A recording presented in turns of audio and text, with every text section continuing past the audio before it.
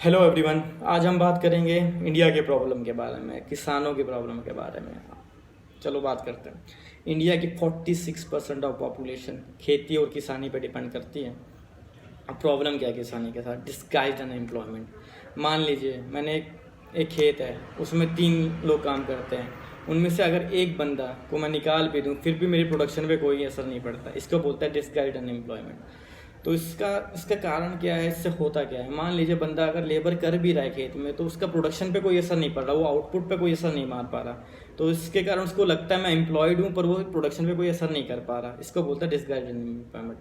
India के किसानों की प्रॉब्लम्स क्या है, सरकार का क्या मत है, क्यों इंडिया में इतना होक्स हुआ इसके कारण, इसके बारे में बात करते हैं। पहले जाते हैं, चलो पास्ट में 1970 से पहले की बात करते हैं। क्यों इंडिया के किसानों का मत गेहूं और चावल की ओर इतना ज़्यादा, उसके बारे में बात करते हैं। 1970 से पहले इंडिया का प्रोडक्शन, यानी जो गेहूं और चावल का प्रोडक्शन वो सफिशिएंट नहीं था अपनी पॉपुलेशन को फीड करने के लिए। तो इंडिया गेहूं का इंपोर्ट करता था यूएसए से। कभी अपने घर वालों से पूछना या फिर कभी सीनियर या फिर अपने माँ बाप या दादा दादी से पूछना, सरकार सब्सिडी में गेहूं देती थी।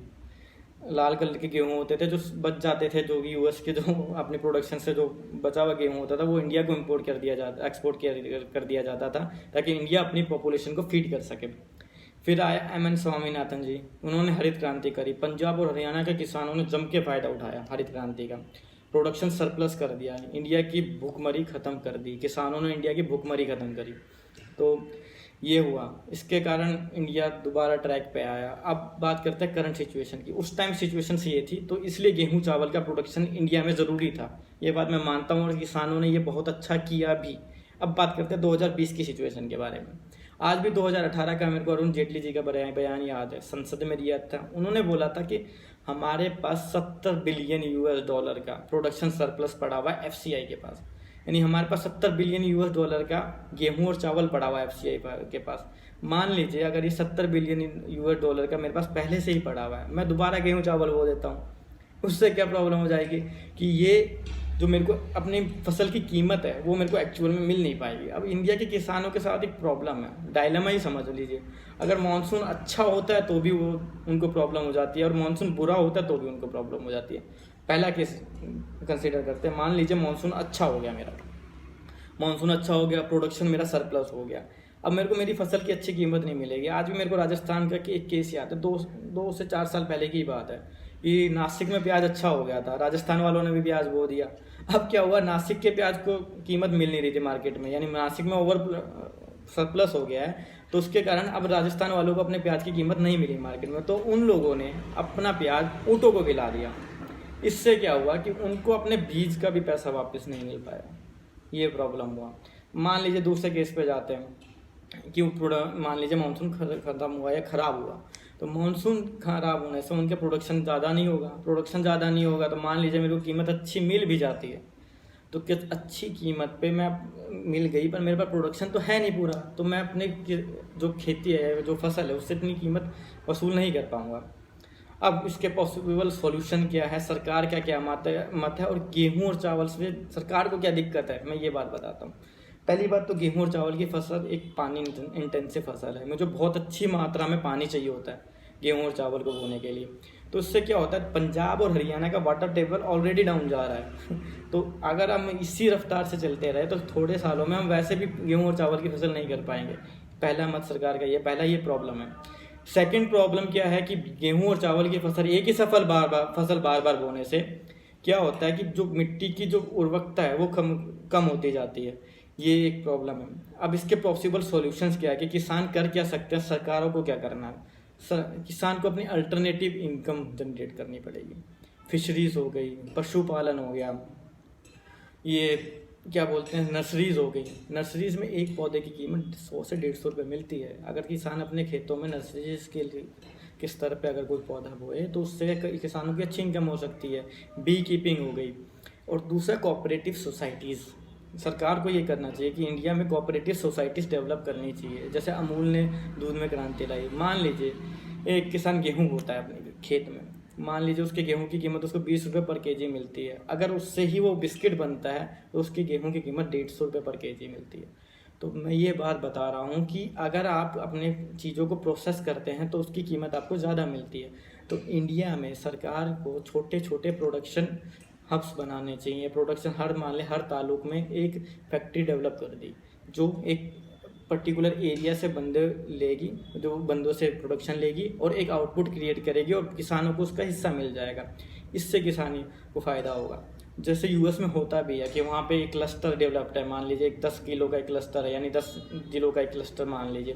तो वहाँ पे एक फैक्ट्री होगी छोटी सी, हर 4-5 गाँवों में एक छोटी सी फैक्ट्री होगी। वो उनका प्रोडक्शन ले लेगी और उनको इंसेंटिव दे देगी। इससे किसानों को फ़ायदा है। जो कीमत का गेहूँ उनका 20 या 30 रुपये किलो जा रहा था, वो अगर प्रोडक्शन करके यानी कोऑपरेटिव सोसाइटी बना के खुद ही किसान प्रोडक्शन करे, खुद ही सब कुछ करें, उसका देखे, तो किसानों को 50 से 60, 70, 80 रुपये किलो की भी कीमत मिल सकती है। एक ये है।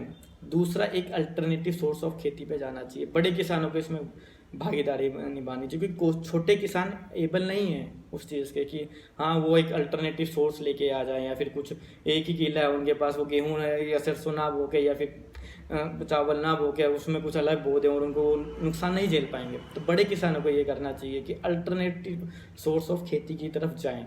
जैसे कि बैम्बू की फार्मिंग होती है चाइना में, जापान में बिलियनियर्स हैं, चार्टर्ड प्लेन में उड़ते हैं। एक बंदा है जिसके 100 किले हैं और बैम्बू होता है, वो सिर्फ चार्टर्ड प्लेन्स में उड़ता है। बैम्बू की बहुत बड़ी इकोनॉमी है, $3 ट्रिलियन की इकोनॉमी है चाइना के अंदर बैम्बू की। तो बैम्बू से अचार बनता है, बैम्बू से बॉटल्स बनती है, बैम्बू से टूथब्रश बनता है। टूथब्रश का क्या, जो बैम्बू का टूथब्रश है वो इको फ्रेंडली भी है। तो काफ़ी चीज़ें, बैम्बू से कपड़े बनते हैं। बैम्बू की $3 ट्रिलियन की इकोनॉमी है चाइना के अंदर। अगर इंडिया भी अपने अपने किसानों को इसको प्रोत्साहित करे, इंडिया की गवर्नमेंट ने किए भी है, अभी बैम्बू मिशन लाया है, पर ये है कि इंडिया की गवर्नमेंट की प्रॉब्लम क्या है कि वो एग्जीक्यूशन में प्रॉब्लम आ जाती है उनकी। वो प्लान तो अच्छा बनाते हैं पर एग्जीक्यूट नहीं कर पाते। तो किसानों को, ये बड़े किसानों को देखना चाहिए। मान लीजिए आपके 10 किले हैं, तो आप 1 किले में बैम्बू बो दो। बैम्बू हर साल हो जाता है, ग्रास है, तो उससे आपको अच्छा खासा मुनाफा मिलेगा। क्या पता आपको देख के छोटे किसान भी प्रेरित हो। तो एक ये सॉल्यूशन किया जाता है। बैम्बू से बायो सीएनजी बनता है, जो आज की ज़रूरत है। हम 8 लाख करोड़ का इंपोर्ट करते हैं पेट्रोलियम। बायो सीएनजी बनाइए, बायो सीएनजी से हमारे व्हीकल्स चल जाएंगे, जिससे किसानों को भी अच्छा फ़ायदा हो जाएगा, इन्वायरमेंट के लिए भी अच्छा है। दूसरा, इंडिया काफ़ी चीज़ें इंपोर्ट करता है जो खेती में बोई जा सकती हैं। जैसे पाम ऑयल है, आज की हर इंडस्ट्री जो इंडिया के अंदर है वो पाम ऑयल यूज़ करती है अपने प्रोडक्शन के लिए, फूड इंडस्ट्री है। मान लीजिए मैं आपको पैकेट दिखा देता हूँ, पाम ऑयल, किसी भी पैकेट के इंग्रेडिएंट्स देख लीजिएगा आप, किसी भी नमकीन का इंग्रेडिएंट देख लीजिए, किसी भी फूड प्रोडक्ट का इंग्रेडिएंट देख लीजिए जिसमें फ्राइंग की ज़रूरत हुई है, उसमें पाम ऑयल यूज़ हुआ है।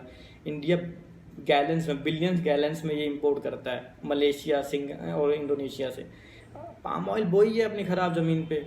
मान लिया आपके पास 10 किले, एक किले में पाम ऑयल के पेड़ बो दीजिए। ये किसान नहीं कर पाएंगे, सरकार को प्रोत्साहित करना पड़ेगा। सरकार को करना पड़ेगा कि हाँ, कि इनको पाम के पेड़ उगाओ ताकि हम इनको ले सकें।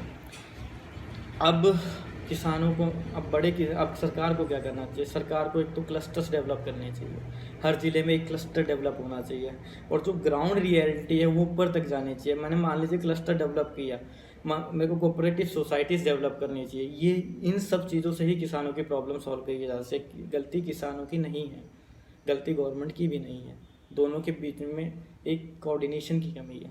हमारी सरकार की हमेशा से ये प्रॉब्लम रही है कि हम प्लान्स तो अच्छे बना लेते हैं पर हम उसको एग्जीक्यूट नहीं कर पाते हैं। तो अल्टरनेटिव सोर्स ऑफ इनकम यानी की तरफ जाना चाहिए हमें। एक और है मल्टी लेयर फार्मिंग, छोटे किसान कर सकते हैं। एक ही किले के अंदर आप मल्टी लेयर फार्मिंग कीजिए। मध्य प्रदेश के किसान ने किया भी है ये, जो अच्छी खासी 12 से 13 लाख पर एकड़ कमा रहा है वो। इन चीज़ों से भी हम फसलें, इन चीज़ों से भी हम पैसे कमा सकते हैं। तो आज का टॉपिक इतना ही था। Like, share and subscribe.